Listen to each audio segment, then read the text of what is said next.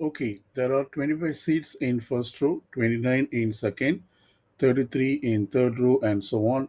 And the total seating capacity is 4,120. So we can see that we have a pattern of numbers here. That is, we put this 25 seats in the first row as the first number, and then the 29 seats in the second row as the second number, and then the 33 seats in the third row as the third number, and then so on.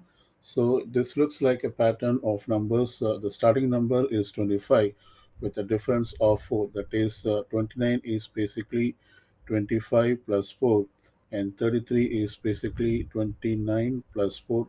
So this looks like an arithmetic sequence because the difference is the same between any two terms. It is an arithmetic sequence.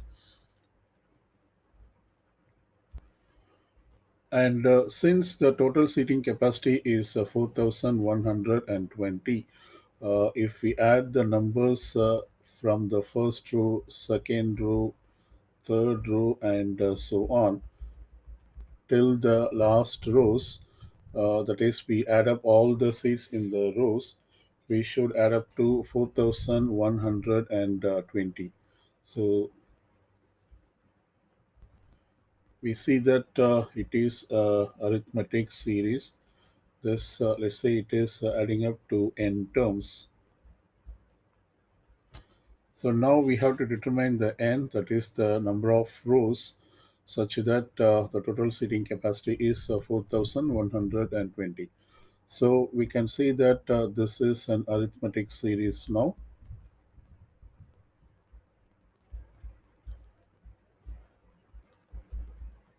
So basically we have to sum the numbers in this arithmetic series. That is 25 plus 29, 29 plus 33, and so on. We add up all the seats in the starting from the first row till the last row. It will add up to 4,120 seats. So here we are summing up the pattern of the numbers. We can utilize the sum formula for arithmetic sequence.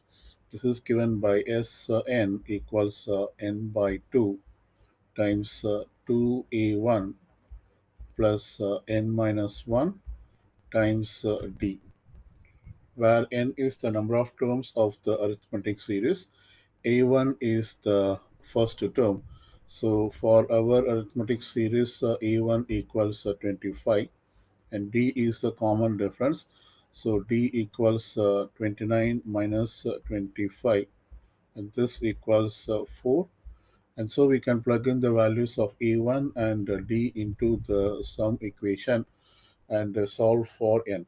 We can also replace Sn. This equals 4,120, because when we add up all the numbers starting from the first row to the last row, we should add up to 4,120. So let's now replace Sn equals 4,120, and this equals basically we have to determine n, which represents the number of rows.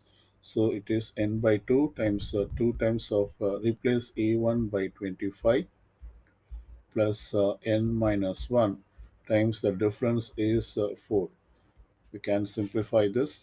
I multiply both sides by 2, so I get 8,240, and this equals n times of 2 times 25 is 50, plus we now distribute this 4 into the terms.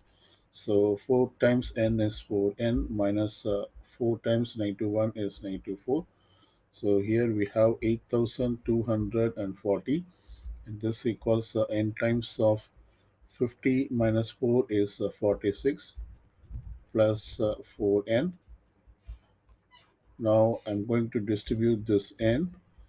So on the left side we have 8,240. N times 46 is 46n, and n times 4n is 4n squared. I'm going to subtract 8,240 from both sides and rearrange and put this in the quadratic equation form. So I will get 4n squared plus 46n minus 8,240, and this equals 0. We can simplify this by dividing all the terms by 2. So we get 2n squared plus 23n minus 4120 equals 0. So we end up with the quadratic equation to solve for n. We can use the quadratic formula to solve for n.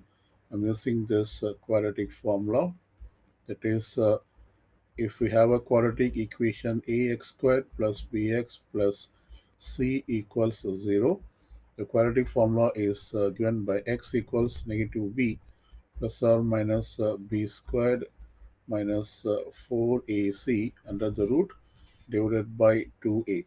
So let's identify the a, b, and c from this quadratic equation. A is 2, and then this is b, and c is negative 420. So you can now solve for n by plugging into the quadratic formula. So therefore n equals negative b, which is negative 23, plus or minus under the root of b squared, which is 23 squared, minus 4 times of a is 2 here, and multiplied with the c, which is negative 4120. This is under the root, and this is over 2a, that is 2 times of a is 2 here. So let's simplify. Therefore we get n equals negative 23 plus or minus, I put this under the calculator, so 23 square, which is 529, and also put this is basically a positive one, negative times negative is a positive, and then multiply 4 times 2 is 8, and then 8 times of 4120, which is 32,960, and this is over 2 times 2 is 4. So let's simplify and solve for n.